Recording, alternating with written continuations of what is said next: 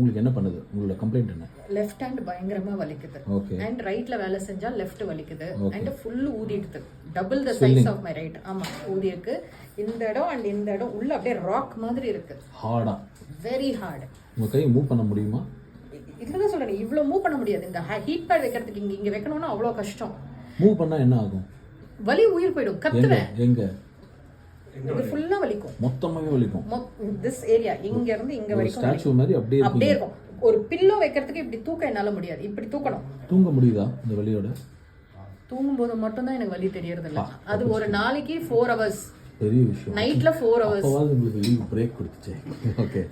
கடவுள் எனக்கு அவ்வளவு கருணையா இருக்காரு. 24 hours 4 hours மகளே உனக்கு நான் கொடுத்துறேன் அப்படின்னு. ஓகே.